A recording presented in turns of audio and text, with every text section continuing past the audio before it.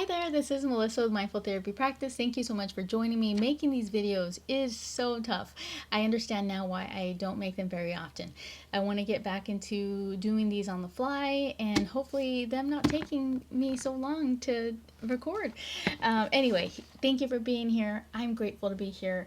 And I had a request to discuss phobia of flying in particular, of traveling on an airplane.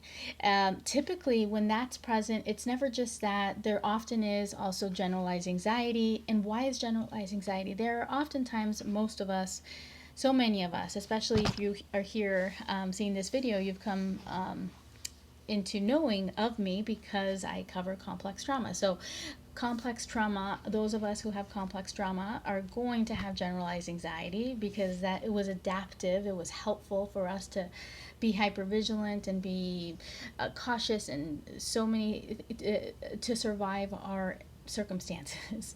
So here we are. Let's go back to the basics. It really is. I am not a neuropsychologist, a neuroscientist. I am a clinician. I'm all about processing and relationships.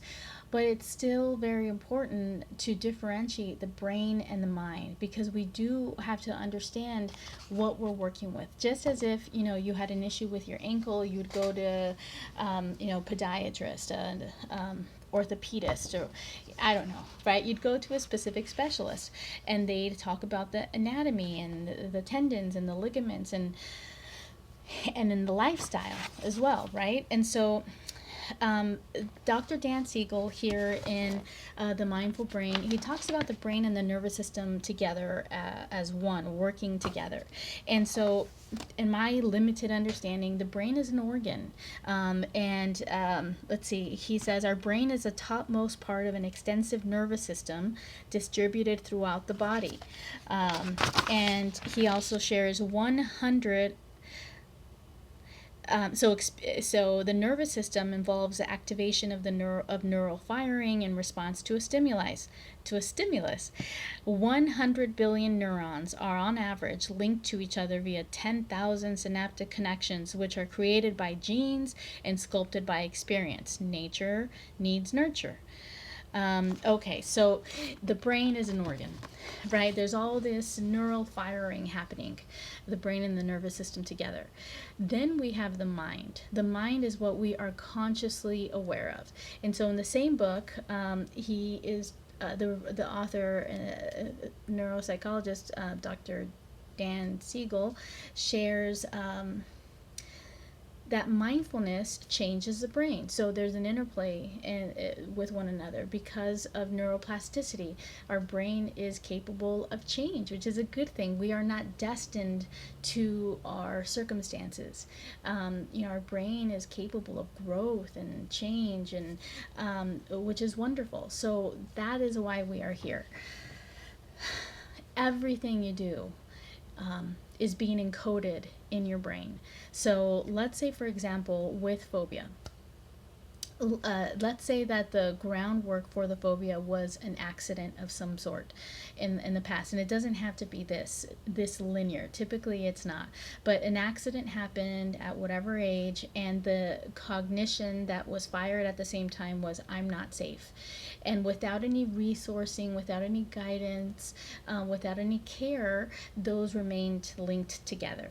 And so whenever it is that you're triggered, that any part of of those stimuli are activated in the present, then your immediate cognition, your immediate belief, your brain is going to immediately bring out the thought, I'm not safe. Unless, oh, yes, so that is always going to happen. What's encoded in our brain cannot be erased. However, our brain can continue to receive new information. And so what you're doing here on this journey, on your own, with your therapist, with me here, is you are providing yourself alternative information. You are identifying the stimuli, right? Flying, traveling, and you are trying to give yourself an alternative to just the belief, I'm not safe. You're wanting to pair the stimuli with positive beliefs like traveling is peaceful, traveling is a blessing, traveling is fun, traveling is needed for my mental health. So, right, all of those beautiful beliefs, how great to have them all linked together. You are not destined to only have this initial encoding that you had due to whatever experiences. So, the reason why I bring this up is because it is important to be mindful of the messaging we are experiencing on a day-to-day, moment-to-moment basis. And also it's important to train our mind to be intentional about what we encourage in our mind. For example, there's, with being a female, having a female body in this society, in all societies, there's these terms that are encoded in our brain with, fat, ugly, heavy, wide, and so all of these, and if you have an anxious brain, it's just spiraling, right? All of this, cognition around your body, your awareness of your body. All of that was present for me. However, when I became aware that I can